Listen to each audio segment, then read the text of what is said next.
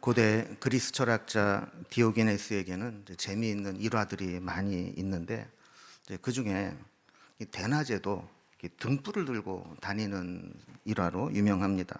그 사람들이 왜 밝은 대낮에 등불을 들고 다니냐 이렇게 묻자 그는 이렇게 대답합니다. 난 지금 정직한 사람을 찾고 있어. 그런데 통 그런 사람을 볼 수 없으니 이렇게 등불을 들고 다니면 보일까 해서 말이오 라고 이야기를 했답니다. 이렇게 뭔가 원하는 사람을 찾을 때 찾지 못하게 되면 그를 애타는 마음으로 찾게 되죠. 우리는 종종 사람을 찾는 광고를 접할 때가 있습니다. 정부나 기업 혹은 개인 사업체를 운영하는 이가 필요한 인적 자원을 찾기 위해 내는 광고를 우리는 구인 광고라 이렇게 부릅니다. 구인 광고를 보면 단순히 어떤 알바처럼 특별한 기술이나 자격 요건이 없이도 누구나 지원할 수 있는 경우도 있지만 때로는 전문 기술이나 학력, 자격증, 때로는 경력까지 자격 요건으로 필요한 것들을 제시하는 경우도 있습니다. 만약에 이 조건에 해당이 안 된다면 아무리 좋은 일자리라도 지원할 수가 없고 지원해도 취업이 될 수 없는 것이죠. 구인 광고에도 자격 요건이 있듯이 하나님은 하나님의 일을 하실 때 사람을 찾고 불러서 일을 하시는데 하나님의 구인 광고에도 자격 요건이 있습니다. 시편 101편 6절에 보면 내 눈이 이 땅에 충성된 자를 살펴 나와 함께 살게 하리니, 하나님의 눈이 찾는 사람이 누군가? 이 땅에 충성된 자다라고 말씀합니다. 역대하 16장 9절에도 보면 여호와의 눈은 온 땅을 두루 감찰하사 전심으로 자기에게 향하는 자들을 위하여 능력을 베푸시나니 그랬습니다. 어떤 사람에게 능력을 베풀고 사용하시는가? 하나님이 찾으시면서 전심으로 하나님께 향하는 자를 찾으신다는 겁니다. 오늘 본문에도 보면 하나님의 구인 광고가 나옵니다. 예레미야 5장 1절에 보면 너희는 예루살렘 거리로 빨리 다니며 그 넓은 거리에서 찾아보고 알라. 너희가 만일 정의를 행하며 진리를 구하는 자를 한 사람이라도 찾으면 내가 이 성읍을 용서하리라 라고 말씀합니다. 오늘 본문에 보면 하나님이 급히 찾으십니다. 빨리 예루살렘 거리로 다니면서 그 넓은 거리에 많은 사람들 가운데 내가 원하는 사람을 찾아봐라 라는 것이죠. 왜 그렇게 하나님이 급하게 빨리 찾으라고 했는가?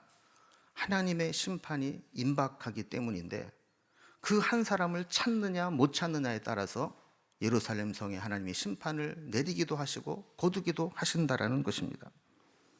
그런데 직접 찾아보면 하나님 기준에 맞는 자를 찾기가 어렵다는 것을 확인할 뿐입니다.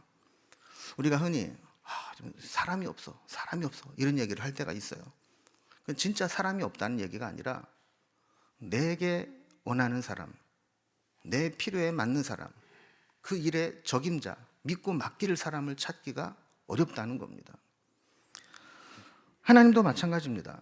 이 세상에 그렇게 많은 사람들이 있지만 하나님이 관심을 가지고 찾고 구하는 사람은 많지 않습니다. 오늘 본문에도 보면 하나님의 구인 광고에 적합한 자격 요건을 말씀하는데 그 사람을 찾아오라는 겁니다. 아무리 찾아도 그를 찾지 못할 것이다 라고 말씀하는데 그만큼 그 사회가 병들어 있고 악에 물들어 있다는 것이죠. 자, 그렇다면 하나님이 찾으시는 그 한 사람의 자격 조건은 무엇일까요? 오늘 본문에 보면 두 가지를 이야기하는데 하나는 정의를 행하는 자이고 또 하나는 진리를 구하는 자입니다. 그럼 정의를 행한다는 게 뭡니까? 그럼 사실 요즘 이 세상을 바라보면 온통 불의함으로 가득합니다. 이런 불의한 세상 속에서 정의를 행한 자를 찾는 것은 쉽지 않은 일입니다. 정의를 행한다라고 하는 것은 사회학적으로 보면 다른 정의를 내릴 수 있지만 성경적인 정의는 하나님과의 바른 관계에서 나옵니다. 하나님을 두려워하고 하나님의 말씀을 근거로 해서 하나님의 뜻을 이루게 될 때 자연스럽게 정의가 실현되게 됩니다. 그러나 하나님을 두려워하지 않고 하나님을 떠나 살다 보면 처음에는 정의를 행하는 것처럼 보일지 모르지만 어느 순간에는 자기의 유익을 위해서, 육체의 정욕을 위해서 자기의 이기적인 것을 위해서 변질되고 마는 것이죠. 5장 3절에 보면 주께서 그들을 치셨을지라도 그들이 아픈 줄을 알지 못하며 그들을 멸하셨을지라도 그들이 징계를 받지 아니하고 그들의 얼굴을 바위보다 굳게 하여 돌아오기를 싫어함으로라고 했습니다. 당시 하나님의 백성이라고 하는 자들이 어느 정도로 정의감이 없고 불의에 물들었는지 하나님이 치셔도 나 안 아파요. 하나님이 징계를 내리셔도 멸하시려고 해도 그걸 징계로 여기지 않았다는 겁니다. 오히려 얼굴을 바위보다 굳게 하여 하나님께 돌아오기를 싫어했다고 합니다. 영적으로 완전히 무감각해져 있었고 정의감을 상실해버리고 말았습니다. 적어도 죄를 지으면 양심에 찔려야 하고 마음이 괴로워야 하고 하나님이 징계하시면 아파해야 하고 하나님께로 돌아서야 하는데 그 당시 사람들은 이런 최소한의 정의감마저도 찾을 수가 없었다는 겁니다. 두 번째로 하나님이 찾으시는 사람은 진리를 구하는 자입니다. 사람은 완전하지 않기 때문에 누구나 실수할 수 있고 잘못할 수 있습니다. 그러나 말씀을 붙잡고 말씀을 구하는 자는 소망이 있습니다. 말씀을 잘 들으면 자신의 잘못과 죄를 깨닫게 되고 계속해서 말씀을 듣다 보면 말씀 앞에 회개하고 하나님께로 돌아올 수 있는 가능성이 생기기 때문입니다. 그러나 말씀의 통로가 막혀버리면 그에게는 소망이 없습니다. 당시 사람들은 일반 백성이든 지도자든 말씀으로부터 멀어져 있었습니다. 4절과 5절을 보면 반복해서 나오는 말이 있습니다. 여호와의 길과 자기 하나님의 법을 알지 못했다 라는 것입니다. 5장 4절을 보면 내가 말하기를 이 무리는 비천하고 어리석은 것뿐이라 여호와의 길 자기 하나님의 법을 알지 못하니 라고 했습니다. 백성들이 여호와의 길 자기 하나님의 법을 알지 못한 상태가 되었다는 겁니다. 오랫동안 말씀을 듣지 못하고 말씀으로부터 멀어져 있다 보니까 진리로부터 멀어지고 진리를 알지 못한 상태가 되었다는 것이죠. 그러면 지도자는 어떤가? 5장 5절을 보면 내가 지도자들에게 가서 그들에게 말하리라. 그들은 여호와의 길 자기 하나님의 법을 안다 하였더니 그들도 일제히 멍에를 꺾고 결박을 끊은지라 라고 했습니다. 지도자들은 스스로 말하기를 나 하나님 말씀 다 알아 라고 이야기를 했다는 거예요. 그런데 가만히 그들의 삶을 들여다보니까 일제히 멍에를 꺾고 결박을 끊었다라는 거예요. 여러분, 멍에를 꺾고 결박을 끊었다라고 하는 것은 말씀의 가장 기본적인 기능을 무시하고 살았다는 겁니다. 말씀의 기능 중에 중요한 기능 중에 하나는 우리를 말씀에 붙들어 매면 말씀으로부터 멀어지지 못하도록 우리를 묶어두는 기능을 하고 있습니다. 여러분, 믿음의 사람도 시험에 들 수 있습니다. 유혹을 받으면 흔들릴 수 있고 그 유혹을 갈등하게 됩니다. 사는 것이 힘들면 하나님만 바라보지 못하고 세상에도 한눈을 팔 수 있습니다. 그러나 진리를 구하고 말씀을 붙잡는 사람은 멀리 가지 못합니다. 말씀에 묶여있는 사람은 그 묶여있는 한도 내에서 흔들릴 수는 있지만 완전히 멀어지지는 못한다는 것입니다. 그런데 그 지도자들은 자신을 붙들어 매고 있었던 말씀으로부터 멍에를 꺾어버리고 결박을 끊어버렸다는 겁니다. 이제 그들이 하나님으로부터 멀어져서 세상을 향해 나아갈 때 누구도 그것을 제어할 수 있는 마지막 남은 보루가 끊어져 버리고 말았다는 것이죠. 그러니 그런 상황 가운데에서 정의를 행하고 진리를 구하는 자, 그런 자를 한번 찾아봐라, 이렇게 말씀을 하는 겁니다. 우리는 여기에서 하나님이 찾으시는 그 한 사람이 얼마나 중요한가를 깨닫게 됩니다. 때로는 그 많은 사람 중에 한 사람쯤이야, 이렇게 별 의미 없이 지나칠 수 있는 경우도 있습니다. 그러나 때로는 필요한 그 한 사람이 없어서 일 전체를 망가뜨릴 수도 있습니다. 오늘 본문에 등장하는 하나님 찾으는 한 사람이 바로 그런 사람입니다.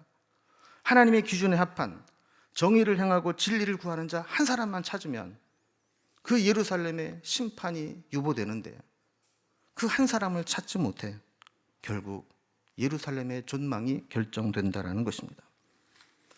하나님께는 사람의 숫자가 많아야 되는 것은 아닙니다. 하나님이 조카 롯이 살고 있었던 소돔을 멸하시겠다고 했을 때 아브라함은 하나님, 그 성에 의인이 있는데 그 의인이 악인이 심판받을 때 같이 멸망당하는 것은 부당합니다 라고 이야기하면서 하나님과 디스카운트를 시작합니다. 하나님, 만약에 그 성에 의인 50명이 있다면 그래도 그 의인 50명과 악인을 함께 멸하시겠습니까? 그러다가 50에서 5명이 적은 45명, 40명, 30명, 20명, 마지막 10명까지 내려갔지만 소돔에는 결국 의인 10명을 구하지 못해서 그 성이 멸망을 당하게 되는 겁니다. 에스겔 22장 30절 31절을 보면 이 땅을 위하여 성을 쌓으며 성 무너진 데를 막아서서 나로 하여금 멸하지 못하게 할 사람을 내가 그 가운데에서 찾다가 찾지 못함으로 내가 내 분노를 그들 위에 쏟으며 내 진노의 불 멸하여 그들 행위대로 그들 머리 위에 보응하였느니라 라고 했습니다. 하나님은 하나님의 심판을 행하고 하나님의 진노를 쏟아붓기 전에 그것을 막을 수 있는 그 한 사람이 있는가를 찾아보신다는 겁니다. 하나님이 찾고 찾았지만 찾지 못해서 결국은 그들이 행한 대로 보응하도록 하나님의 심판의 진노를 쏟아내셨다라는 것입니다. 여러분, 우리는 어떻습니까? 하나님이 우리를 보내신 자리, 우리의 가정, 우리의 공동체, 우리의 삶의 현장에서 그 사회를 지탱하도록 내버려두는 그 의인 한 사람, 하나님이 찾으시는 그 한 사람으로 우리가 서고 있는가 하는 것을 돌아보아야 합니다. 오늘은 어쩌면 코로나 시대를 살아가면서 매우 의미 있는 날 중에 하루입니다. 단계적 일상 회복으로 교회 대면 예배가 다시 회복되기 시작한 날이기 때문입니다. 주변 목사님들과 교제하고 또 신문 이런 것들을 보니까 사실 오늘 많은 교회 목회자들이 잔뜩 긴장하고 과연 이 온라인 예배에 익숙해져 있는 성도들이 교회에 나서 예배 드릴 수 있도록 허용이 될 때 얼마나 교회로 돌아올 것인가, 회복될 것인가, 여기에 촉각을 곤두세우고 있다는 거예요.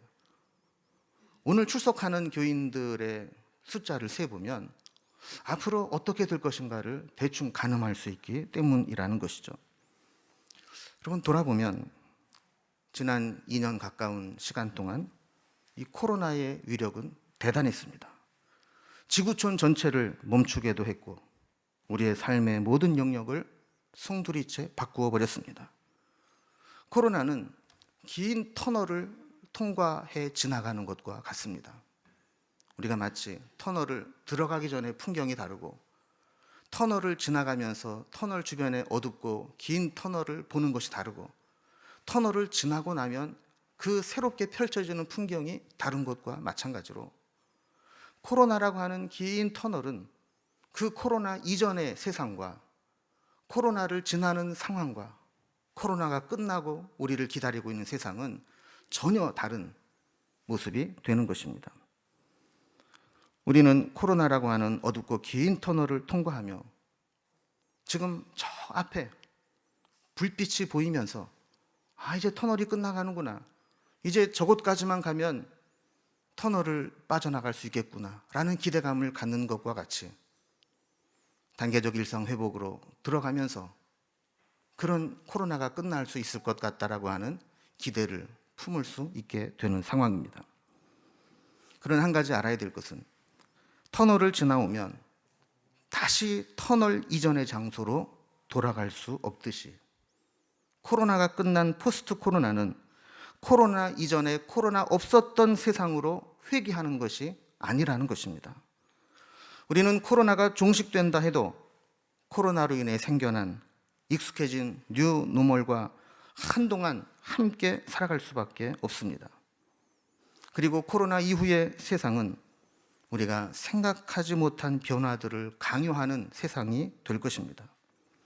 이 변화는 누군가에게는 치명적인 위기가 될 것이고 누군가에게는 새로운 도전과 기회의 땅으로 인도할 것입니다. 전에도 한번 소개해드렸던 트렌드 코리아 2022의 내년도 타이틀 키워드는 내년이 아마 이제 범띠의 해라 그런지 타이거 or 캣입니다. 치열한 전장이 될 2022년, 우리의 함성이 호랑이처럼 포효하는 해가 될 것인가, 아니면 고양이 울음에 그칠 것인가, 기로에서는 한 해가 될 것이라는 전망이죠. 어느 칼럼을 보니까 포스트 코로나는 바벨론 포로기 이후에 귀환한 삶과 비슷하다라는 설명을 읽어본 적이 있습니다. 유다 나라가 바벨론의 멸망을 당하고 바벨론의 포로로 끌려갔습니다. 70년 동안 종살이를 하다가 페르시아의 고레스가 바벨론을 멸망시키고 고레스 칙령을 통해 고국으로 돌아가게 했습니다. 돌아간 그들이 맞이한 예루살렘과 이스라엘은 바벨론에 멸망당하기 전에 예루살렘과 이스라엘이 아니었습니다. 그들이 바벨론에서 조상들에게 들었던 예루살렘과 이스라엘의 영광은 흔적도 없이 사라져버리고 말았습니다. 절기 때가 되면 전 세계에서 성전에 몰려들어 하나님을 예배하는 영광스러운 예배도 없어졌고 그 아름다운 성전도 무너져 내리고 없었습니다. 예전에 누렸던 영화로운 종교적인 영광은 간 곳 없이 사라져버리고 말았습니다. 성전과 성벽은 무너졌고 그곳에 들짐승들과 또 수십 년째 들어와 기반을 잡고 살아가는 이방인들이 버티고 있었습니다. 이제 그들이 돌아와서 살아가야 될 예루살렘과 이스라엘은 그들이 그리고 들었던 영광스러운 모습이 아니라는 것입니다.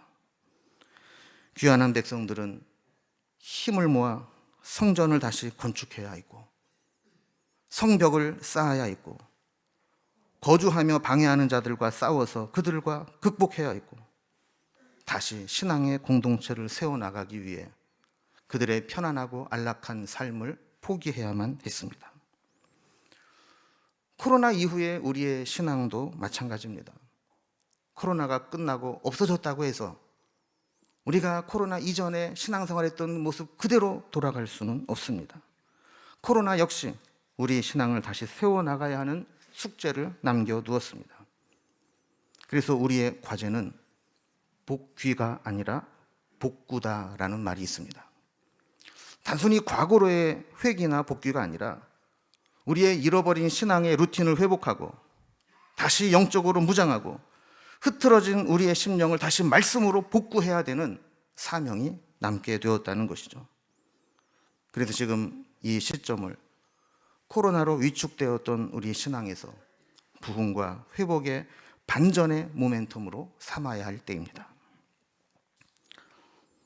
저뿐만 아니라 오늘 전국에서 많은 교회 목사님들이 단계적 일상 회복 단계로 넘어가면서 이제 예배를 회복해야 됩니다. 다시 모여야 됩니다. 다시 신앙으로 무장해야 됩니다. 이런 설교를 외칠 것입니다. 그러나 코로나 이전의 과거와 똑같은 세상으로 돌아갈 길은 더 이상 존재하지 않습니다. 교회도 우리의 신앙도 마찬가지입니다. 우리는 코로나 끝에 그 희미하게 보이는 터널 끝에 보이는 불빛을 따라가면서 포스트 코로나를 맞이하기 전에 우리의 신앙을 진지하게 돌아볼 기회로 삼아야 합니다. 어느 신학자가 이런 이야기를 했습니다. 내가 두려워하는 것은 교회가 회복되지 않을 것 같아서가 아니라 교회가 과거처럼 회복될까 봐 그것이 두렵다라는 것입니다. 그럼 이게 무슨 얘기입니까? 보통 교회는 이제 코로나 끝나고 나면 얼마나 회복될까? 회복되지 못하면 어떡하지? 이런 고민을 한다는 거예요. 그러나 우리가 진짜 고민해야 될 것은 뭐냐 하면 코로나를 통해서 조금 더 변화하지 못하고 조금 더 성숙해지지 못하고 조금 더 우리의 잘못된 부분을 바로잡지 못한 채 그냥 똑같이 과거로 회귀하게 될까? 그것을 두려워하고 걱정해야 된다는 것입니다. 우리는 단지 교회에 모이는 것이 부자연스러웠다가 다시 모일 수 있게 되었다는 생각을 넘어서 이제 우리는 교회는 이 세상에 왜 존재해야 되는지, 그리스도인들은 이 세상에서 어떤 의미를 가진 사람들인지를 점검하고 우리의 신앙을 새롭게 출발해야 된다는 겁니다. 그래서 우리는 교회의 가장 중요하고 근본적인 사역이라고 불리는 예배, 봉사, 교제, 선교, 교육의 영역에 있어서 이 코로나 끝에 우리가 어떻게 교회를 세워야 하고 우리의 신앙을 세워야 할지를 점검해 보려고 합니다.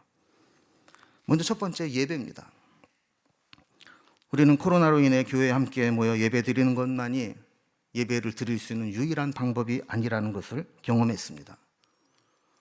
교회에 모이지 못할 때 집에서 온라인으로, 또 있는 자리에서 핸드폰으로 예배를 드릴 수 있게 되었습니다. 그렇다고 해서 이것이 옳은 것이고 이제 온라인 예배로 갑시다, 이것은 아닙니다. 우리는 경험상 할 수 있는 한 교회에 나와 현장에서 예배 드리는 것이 우리 준비하는 마음의 자세부터 성령의 교통하심과 역동성, 하나님께 드리는 예배의 본질적으로 다르다는 것을 우리는 잘 알고 있습니다. 이것은 반론의 여지가 없습니다. 아마 누구도 나는 교회에 가서 예배 드리는 것보다 핸드폰으로 혼자 예배 드리는 게 훨씬 더 나아, 더 은혜스러워, 더 하나님께 신령한 예배가 되는 것 같아, 이렇게 말할 수 있는 사람은 없을 겁니다. 그러나 코로나를 겪으면서 온라인으로 예배를 드릴 때 우리는 한번 생각해 볼 필요가 있습니다. 할 수 있으면 현장에 나와서 우리의 몸을 헌신하는 의미의 제사를 드리는 심정으로 예배를 드려야 하지만, 그럴 수 있는 여건이 못 되는 사람은 온라인으로라도 예배의 지경이 확장되어야 한다는 겁니다. 옛날에는 새벽기도 거리가 멀어서 못 나가, 수요 예배 퇴근하고 거기까지 갈 시간도 못 맞춰, 금요기도에 피곤해서 못 나가, 이랬던 사람들이 아예 포기했던 그 상황 속에서 이제 온라인으로라도 예배를 드릴 수 있다라고 하는 예배의 지경이 넓어져야 한다는 거예요. 뿐만 아니라 우리는 교회에 오지 못함을 경험하면서 예배는 우리의 삶이 예배가 되어야 한다는 것도 체험했습니다. 저는 사실 코로나를 지나면서 그런 생각을 해봤어요. 우리가 중국이나 북한처럼 정말 예배를 드릴 수 없는 상황이 되었을 때 한국교회 성도들은 몇 퍼센트나 그 시간이 10년, 20년, 30년 지속될 때 내 신앙을 지키고 교회로 남아있을 수 있을까 하는 것입니다. 늘 누군가에게 설교를 들어야 하고 늘 누군가 만들어 놓은 예배에 참석해야 신앙이 유지되는 것이 아니라, 그럴 수 없는 상황이 온다 할지라도 신앙을 포기하지 않고 끝까지 믿음을 지키다가 중국의 공산당이 무너졌을 때 다시 가정교회가 살아나는 것을 경험했던 것처럼, 그렇게 상황과 환경에 변함없이 믿음을 지킬 수 있는 성도들이 얼마나 될까 하는 고민을 해보게 된 것이죠. 우리는 동일한 마음으로 우리는 그렇게 될 때, 우리의 가정은 그런 상황이 될 때 얼마나 내 신앙을 지키고 버틸 수 있을지 고민해 보아야 합니다. 그리고 이제는 모이는 교회에서 흩어지는 교회로, 또 교회에 모여서 드리는 예배만 예배가 아니라 내가 있는 곳이 교회가 되고 내가 살아가는 삶이 예배가 되는 삶으로 드리는 예배의 중요성을 깨달아야 한다는 것입니다. 두 번째, 코로나를 통해서 우리가 근본적으로 생각해 봐야 될 사역은 봉사입니다. 코로나로 인해서 예배에 모이지 못했던 상황은 전 세계가 다 같이 경험한 일이었습니다. 그런데 코로나로 인해서 교회에 모이지 못하게 될 때 한국 교회와 영국, 미국의 교회는 접근하는 방법과 관점이 달랐다는 것입니다. 코로나로 인해서 온라인 비대면 예배로 전환이 됐을 때 한국 교회의 초점은 어디에 있었느냐 하면, 우리가 늘 하고 있었던 사역을 어떻게 방법을 바꾸어 대체할까라는 것이었다라는 것이죠. 교회에 모여서 예배를 드리고 교육을 하고 성경 공부를 하고 모임을 했는데 모이지 못하니까 아무것도 못하게 됐어요. 우리가 늘 하던 것을 그럼 어떻게 바꿀까? 그래서 만들어낸 게 온라인 예배라는 겁니다. 이게 한국 교회의 온라인 비대면 사회로 갔을 때의 접근 방향이었다라는 거예요. 그런데 영미 교회는 좀 다른 접근을 했다라는 겁니다. 모여서 우리가 할 수 있는 사역을 못하게 됐다면 지금 이 상황에서 필요한 것은 무엇일까? 어떤 사역을 해야 될까? 근본적으로 사역의 방향을 새로 고민했다라는 겁니다. 함께 예배할 수 없고 락다운 되어서 이동이 부자연스러울 때 교회는 어떤 일을 해야 될까? 우리 교인들과 지역사회를 어떻게 돌봐야 할까? 성도와 지역사회의 교회는 어떤 역할을 해야 될까? 이 관점에서 접근을 했다라는 겁니다. 한 가지 부러운 것은 코로나가 끝나고 난 이후에 한국 사회는 교회와 기독교에 대한 인식이 부정적인 요인이 늘어난 반면 영미의 교회는 코로나 끝나고 난 이후에 교회에 대한 인식이 긍정적이고 호감으로 바뀐 것이 늘어났다라는 것입니다. 교회가 지역사회에 필요하다는 인식을 주었기 때문이죠. 우리는 이제 우리끼리 모여서 뭐를 하는 그런 일도 중요하지만 적극적이고도 전략적으로 어떻게 하면 복음과 그리스도의 사랑이 세상으로 흘러나가고 세상을 섬길 수 있을까를 진지하게 고민해야 합니다. 다음 세대들, 청년들, 그들이 무엇이 필요하고 그들을 어떻게 도울 수 있을 것인가를 고민하고 우리 교회가 속해 있는 이 성대 앞에 이 젊은 층들을 바라보면서 어떤 일을 할 수 있을 것인가, 근본적인 이 사역의 관점의 전환이 필요하다는 것입니다. 세 번째 교회의 사역은 교제입니다. 코로나를 겪으면서 가장 피부에 와닿은 결핍이 있다면 아마 성도의 교제일 것입니다. 여러분, 살다 보면 인생의 재미라는 게 뭐 큰 데 있는 게 아니잖아요.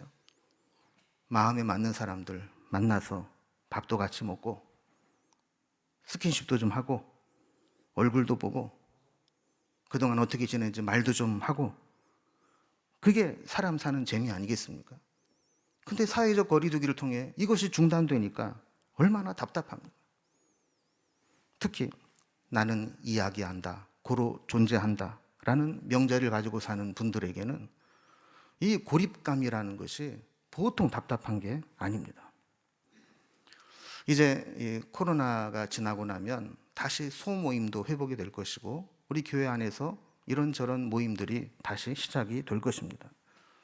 저는 이때 우리의 모임과 교제가 영적인 교제로 발전되기를 원합니다. 그 이전에 설령 서로 시기하고 경쟁하고 트집을 잡고 상처를 주고 문제를 일으키는 그런 만남이 아니라 이제 코로나 이후에 회복되는 교제와 만남을 통해서는 위로하고 격려하고 서로 문제를 내놓고 같이 기도하고 받은 말씀의 은혜를 서로 나누고 신앙의 성장을 위해 신앙 여정을 함께 해 나갈 수 있는 믿음의 동역자들로 모이는 소그룹 모임과 교제가 되기를 소망합니다. 네 번째 교회의 중요한 기능은 선교입니다. 전도와 선교는 교회의 가장 중요한 사명입니다. 이제 코로나 이후에 우리는 그냥 내 신앙 하나 추스르는데 만족하지 말고 우리 주변의 낙심자들, 또 마음을 정하지 못하고 떠도는 노마드 크리스찬들, 아직 신앙을 포기하지는 않았지만 신앙과 불신의 경계선상에서 갈등하며 교회에 나오지 못하는 가난한 교인들에게 어떻게 하면 안전한 신앙 공동체를 제공하고 그들에게 효과적으로 그리스도와 복음을 전할 수 있을까? 그들을 양육할 수 있을까? 여기에 고민하며 우리의 힘을 모아야 합니다. 또한 코로나로 인해서 온라인에 익숙해져 있는 이 세대에 맞는 전도 전략도 세워야 합니다.